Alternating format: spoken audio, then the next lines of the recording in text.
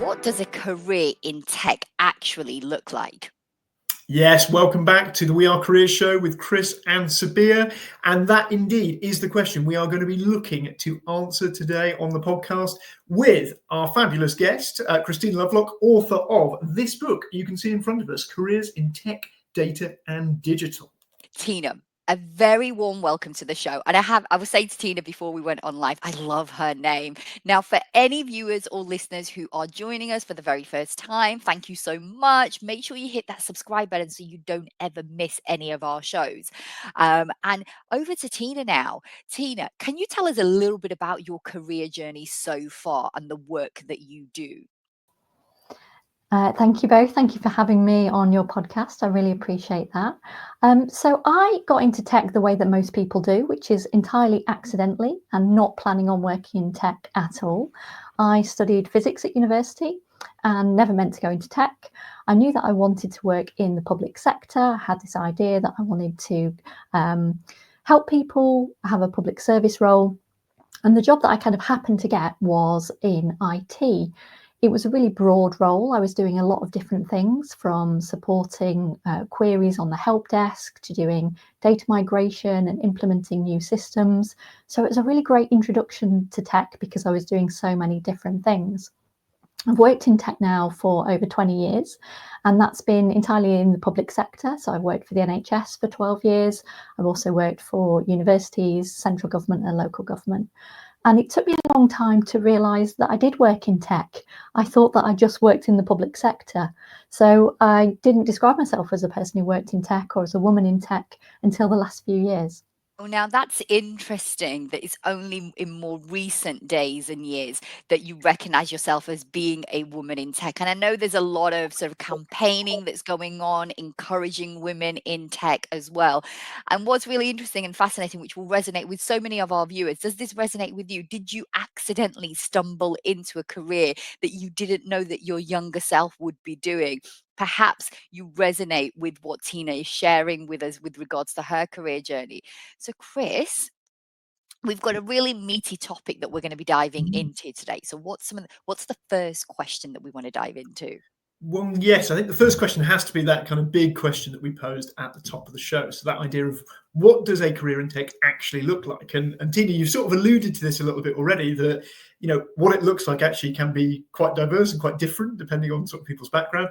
But also that actually a lot of people may not realize they're maybe in a career in tech or might not kind of label themselves that way, even if that is in fact what they're doing. So let's start with that question from your kind of perspective, and of course the perspective not only of your own career, but of writing the book that we talked about at the top of the show.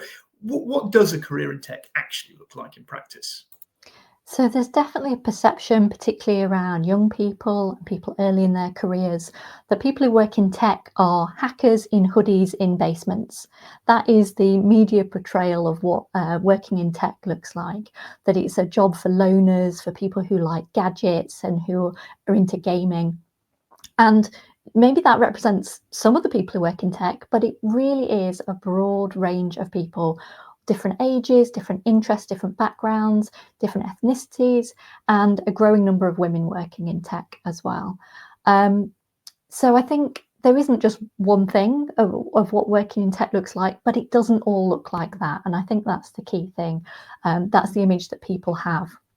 And I think tech professionals, we don't do ourselves any favours, because if someone asks me or a lot of my colleagues, what do you do? We just say, I work in tech, and don't elaborate any further and kind of hope we don't get asked any follow-up questions.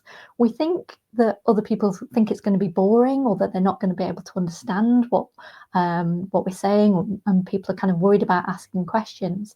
So I think that's something as tech professionals we really need to get better at. We need to be much more open about talking about the benefits of working in a career in tech. So, for example, it can be very flexible.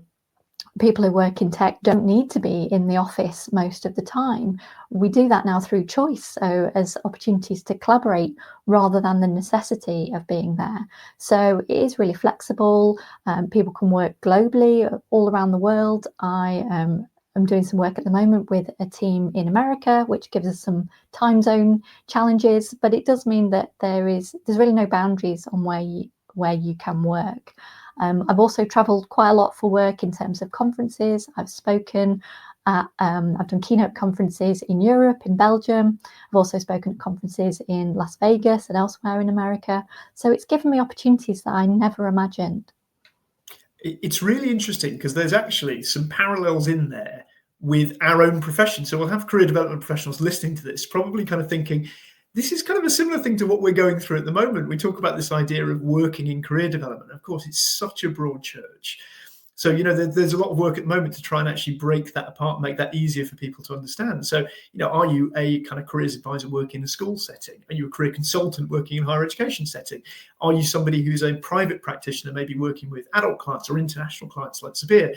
Are you someone that's maybe working in organizational development or kind of career development within business? So there's so many kind of different areas. And actually, we probably suffer from a similar problem in that sense of actually being too broad to just refer to as a career in careers. From what you're kind of saying, I guess, did you feel there might be that benefit within the tech sector to perhaps breaking those careers apart a little bit more when we talk about tech careers? Because, of course, those things are broken apart. You know, people who work in different parts of the sector, whether they're working in, you know, data analysis, software engineering, you know, we know that those are distinct fields. But I guess when we talk about tech careers, do you feel there maybe is a benefit in a bit of that segmentation, I guess? I think it's definitely worth clarifying that there is that diversity of different roles, of people with different interests, different skills. I think it is useful to talk about it as a sector, and there are increasing events that are aimed at tech professionals or data professionals, and not worrying too much about your specific job title. And I think that's a really helpful message as well. So it's not about pick a single job title in tech and try and work towards it. It's be open to the opportunities that you get exposed to. That might also mean making sideways moves or trying something and going back. And there's absolutely nothing wrong with that. That, you know, we're all trying to get as much information as we can to make the best choices that we can in our careers. And there's a lot of flexibility in tech to go and try something, like it, not like it, change your mind, probably more so than a lot of other jobs, actually. And I really related to what you were saying, Chris, about the different working environments for career professionals. That's exactly the same in tech. People think that working in tech means working for one of the big tech companies, Google, Facebook. But actually, every single organisation needs tech, from high street retailers to banks to universities and schools. So just because you're interested in working in tech doesn't mean that you have to work for a particular type of organisation. If you have enthusiasm around a particular cause or charity, they will need tech professionals. So whatever it is you're interested in doing, there's a tech role in there. I really resonate with what you've just said there, Tina, because this is something that I keep hammering on about as a career professional with regards to opportunities in technology. Because exactly what you said, Tina, there are so many. You don't have to, as you said, look, the big giants are there, the big tech companies are there. But like you said, universities need tech people, the NHS needs tech people, charities that maybe you hold dear to your heart need tech people, because there is not a single sort of sector that I can think of now where technology isn't part of the day to day of that organization. I mean, let's just think of, you know, delivery services, you know, the things that we order, right? Because we can't be bothered going out and getting our Friday night cheeky takeaway. There's some technology that's involved in that now for us to access that cheeky Friday takeaway. And so, Christina, you wrote a book. Now, many of us probably are sitting here listening and thinking, I think I've got a book in me. I think I could write a book. But you went ahead and did it. You actually got published. So tell us more about this book and the inspiration behind why you wrote it, and what, if someone picks it up at their local bookstore, what are they going to learn? What are going to be some of the key takeaways that they're going to get from reading the book? So my real driver for writing it is there's such a narrative around we need to get more people into tech, you know, particularly young people, particularly women. So what you need to do is join a coding club and learn how to code and become a software developer. But from the inside, I know that most people in tech don't write code. As much as 80% of the tech sector are not in software development type roles, they're not writing code. But we're not talking about those 80% of the roles that are rely on communication, collaboration, curiosity, creativity. We're just not talking about them. And I was trying to talk about them. So I was trying to do that in schools and universities. And I thought, right, okay, I need to get a wider reach here. I need to get this message out more widely. This is actually the second book that I've published with BCS, the Chartered Institute for IT. The first book was a collaboration with an experienced author, Deborah Paul. So that was a great experience for me to actually go through that publishing process and see how it works and understand the different deadlines and the different phases that has to go through in terms of kind of editing, proofreading, all of that, copy typing, all of those types of things. And that really gave me the courage to think, actually, I could do this on my own. I could write a proposal. I could plan out what I think needs to be in this book and have that discussion with the commissioning editor, which they were really on board with. They felt that there was a gap in their publications around early careers professionals and the range of tech careers. And actually, there's not very much in that space generally, and certainly not things that are written with a kind of insider viewpoint, such as myself coming from a tech background, but also the wide number of interviews that I did in the book for people in all sorts of different careers and followed lots of different pathways to get into tech. Yeah, I think that's kind of one of the really interesting things that comes out of the book, as you mentioned, is that idea of sort of case studies. Because again, I think one of the things when we sort of talk about kind of careers, that there's a lot of great information out there online. There's a load of really good stuff on the web, but it doesn't necessarily always kind of bring things to life. And I think we particularly find that when we're talking to early career entrants, where, maybe you don't have that frame of reference about a sector. So you can read as much as you want about it online, but ultimately it maybe doesn't kind of bring that to life quite as much as hearing from someone who's sort of doing that role. So tell us a little bit more about those kind of case studies, I guess, and how you got them, I suppose, first of all, where they sort of came from, and what you're kind of trying to do with them, I suppose, in terms of their role within the book. So that was something that was really important to me because I've worked in tech a long time, but I've got my own ideas and biases about what the different roles are like. I haven't done every role in tech, and so I really wanted to get that first-hand view of people that are in those roles. So I picked a range of roles that I knew that I wanted to demonstrate, and that was at all levels. So from kind of entry-level roles to the most senior leadership roles in tech, which are typically CTO, which is Chief Technical Officer, and CIO, which is Chief Information Officer.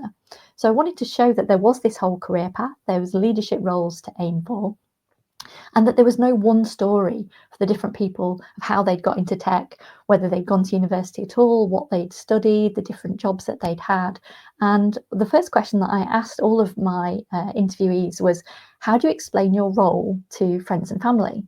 So that was really interesting to get them thinking about the type of terminology that they use, how they try to avoid using jargon about tech, and how they really describe tech as something fundamental and foundational to most organizations and helping all the other professions, whatever profession you're in, there's probably some tech underpinning what you do and some tech professionals allowing you to do the role that you do. So people really talked about that, about tech being kind of foundational in so many different organizations. It was really important to me to include a really wide range of people, and also include their photos in the book, so you could really get an idea of this person and hear from them in their own words. Some of the people that I knew were in my network, perhaps people that I'd worked with, and some of them were people that I'd never spoken to before. I reached out and said, I'm writing this book. Your career sounds really interesting. I'd really love to hear more about your role. And people were so supportive in giving their time for this initiative, which they feel was really valuable and information that they wanted to get out there to help people make good choices in their careers.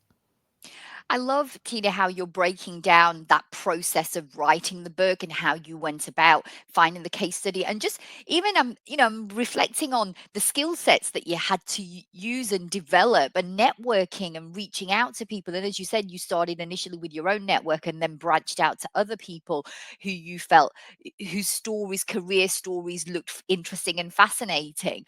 Who do you think should be reading this book, Tina? Who should pick up this book and read this book? Who will benefit from this? So I really aimed it and kind of tried to make it as accessible as possible from age probably around 16 to 24. So young people in general.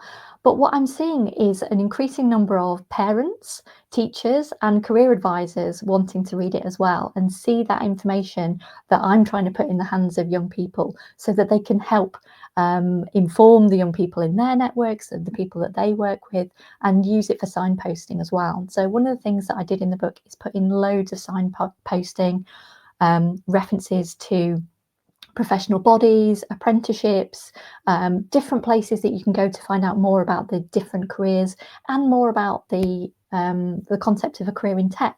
So one of the things that I really like to highlight to people, for example, is the BCS have a tech careers quiz where you can answer questions about yourself, your personality, your interests, and it gives you some suggestions of some roles that you might want to look at. And then for me, it kind of signposts back to the book and says, okay, well, it suggested these 3 roles, maybe a software tester, for example, or business analyst. You can find more about all of those roles in the book, find people who are actually have done those roles, that understand the route that they've taken, and critically understand some of the related roles. So in tech, we use a lot of words that basically mean the same thing. So for example, software tester in some organizations are called quality engineers. Now, you wouldn't know that if you don't work in tech. Why would you think those two things are the same? They don't sound anything like each other. So I've really tried to give clear information on which jobs and job titles are basically the same as each other, so that if you're starting to look for a job and wanting to start investigating things like entry-level roles, starting salaries, then you know that these are basically the same job. Yeah, it's really interesting what you're saying about, I guess, how diverse the audience of the book might be. I was actually thinking that when I was reading through some of the chapters for a couple of reasons. I think one, as you said, you've got that kind of level of detail in there that I think would be of interest to anybody, particularly those maybe kind of advising early career entrants who are kind of thinking about sort of careers in tech. But I think something else sort of came to mind as well, and this is one that we could spend, I guess, an entire episode on, which is writing a book on tech is in itself quite a difficult exercise because of how quickly everything is moving. And there's a great part at the end of the book where you talk about squiggly careers and job crafting and portfolio careers, and the fact that, yeah, actually we're moving through a period of rapid change and perhaps always have been. And I guess a question I have there is around, with the way that sort of tech is moving, particularly perhaps if we think about kind of AI and impact that is having on, say, coding, for example, just sort of one area.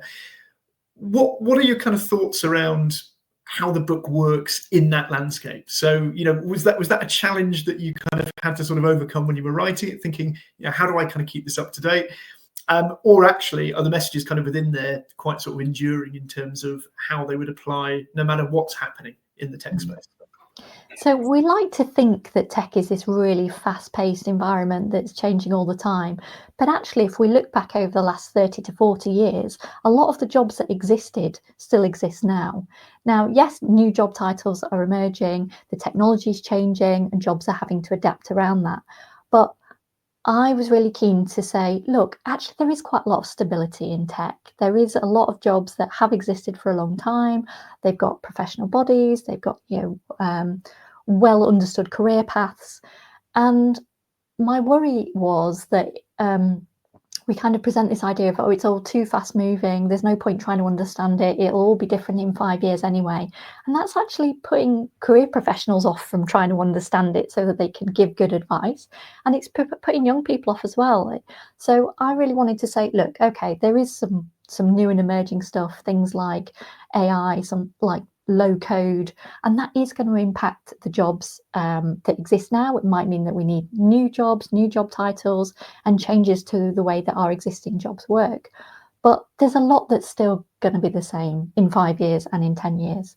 So I think that a career in tech is around signing up to being consistently curious and to being a lifelong learner. You can never get to the stage in tech where you say, yeah, I'm done now as a tech professional. I know everything that I need to know, because there will always be new tech emerging, new ways of working, new opportunities, new challenges that tech can help to solve. But as long as we go into it with that mindset of that I am curious and I do want to continually learn and improve my skill set, then we can build on the kind of foundational information that's in the book, which is about this is what the career landscape looks like now. These are some of the jobs and job families. And then it'll help us to understand where some of the new and emerging jobs fit into that. So I talked about not just specific job titles, but this higher level of job families, because there are lots of different areas of tech, like data and like software development. That's a kind of whole set of job families. So if people can understand the job families in tech, it's much easier to see how new and emerging jobs are going to fit in.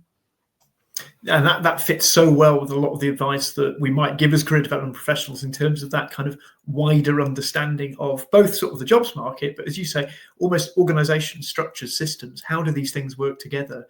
Not just kind of, as you said, sort of getting too laser focused on a single job title and seeing that in isolation from the wider system that it operates in. So I think really interesting that you mentioned that, and also quite a reassuring message, I think, about that element of stability. I think you're absolutely right. There is that often sort of apprehension about talking about tech. If I'm not a specialist, do I really understand what's happening? Particularly, obviously, with stuff like AI, it's moving so quickly, no one can really keep up. And for some people, we're hearing that that's putting people off kind of engaging at all, even in thinking or kind of talking about how it might impact industry. So I think that's really reassuring, for you to kind of talk about the fact that actually a lot of these systems and structures, roles, organizations, there is stability there, and obviously there will be change, but it's kind of learning to adapt and sort of live within that change, I guess, in the same way that we would try to do as sort of careers professionals as well. So I think it's a really, really good kind of point to bring us to sort of towards the end of the podcast on. I think before we kind of get some sort of final thoughts from you, Tina, and find out a little bit more about, where we can find the book for people who are interested. Sabiha, I just want to kind of bring you back in, because I think you've got a bit of a follow-up on this topic. I do. So I am sort of thinking here of our audience, of our amazing career professionals and people in other sector who are now loyal followers to the show. And if somebody is sitting here listening to you and being inspired, Tina, but is maybe perhaps time poor, maybe like resources poor, what would be one thing that you would encourage this career professional to do in order for them to have the most latest and up-to-date and accurate information, so that they can signpost whoever it is that they're serving that community, whether it's young people, whether it's young adults, whether it's more mature adults, maybe they're serving people in their mid-careers or later careers, and he's thinking, you know what, this person would make a great candidate to sort of look at the tech. What advice would you have for them, and where would you sort of kind of navigate them to? So maybe a couple of things. So first of all, I'd say get hold of a copy of the book. It is, absolutely jam-packed with information and loads of resources that it signposts to as well. I would say look at the BCS website. So they have the Tech Careers Quiz that I've already mentioned, but they also have this idea of tech role models and lots of interviews with video interviews of people in lots of different roles. They're little short interviews. So for roles that you might have only heard of in fleeting, so for example, like UX designer or Scrum Master, things that just sound really strange, just watch a little 2-minute video that they have available to get an idea of the type of skills that underpin a role like that. Because people in like really specialist job titles, they probably do a whole range of different things, and it's really focusing on the skills rather than the job titles that I think is important. And just don't be scared. I think that there is a lot of worry about that every job in tech is going to be really technical and hard to understand. A lot of them are not. A lot of them are about communication, collaboration, and creativity. And I know that those are skills that lots of young people have and want to find a great route for them. So don't be scared. The information is out there, and I hope the book is helpful in understanding and navigating that world of tech as well. Yeah, thanks, Tina. I think it's a really sort of an important kind of point about not sort of being fearful of kind of moving in or exploring a sector just because you have a particular sort of perception of it. And I remember still kind of quite vividly when I worked at a secondary school in Leeds, we were kind of across the road from Sky Betting and Gaming at Leeds Dock, or kind of maybe one of their sort of media arms. And we used to kind of take the students over there to sort of look at some of the roles that they had. But what was sort of interesting is when we had kind of some various like role model type sort of sessions that they did, quite a lot of their project managers, Scrum Masters, these kind of type of roles were solicitors, ex-teachers, ex-healthcare professionals who'd kind of come from those industries and actually wanted to kind of start within a career in tech. But the focus was much more, as you said, on their communication, their collaboration, and kind of wanting to sort of work within that setting, but not necessarily being technical specialists, as you said, taking all sorts of people to be able to deliver on these type of projects. So I think that's a really, really important point. I think really we're kind of moving rapidly towards the end of the podcast. So a couple of things, I guess, Tina, while we've still got you, just to ask. The first one, I guess, is around the book. We've talked about the book quite a bit already, which, again, just as a reminder for folks who are listening or watching, is Careers in Tech, Data and Digital, from Education to Employment. So hopefully you can kind of see that on there. Published in partnership with the BCS, as Tina's mentioned. If people want to get their hands on the book, Tina, where do they go? Where's the best place for them to find it? So it is available on Amazon and all good bookshops. The BCS also have their own bookshop as well, so it can be ordered directly from there. And Tina, what I would say is a massive thank you, Tina, for joining us on the podcast today. And there are going to be viewers and listeners who are going to want to connect with you as well as get their hands on the book. So you've made it very crystal clear where people can go to get their hands on the book.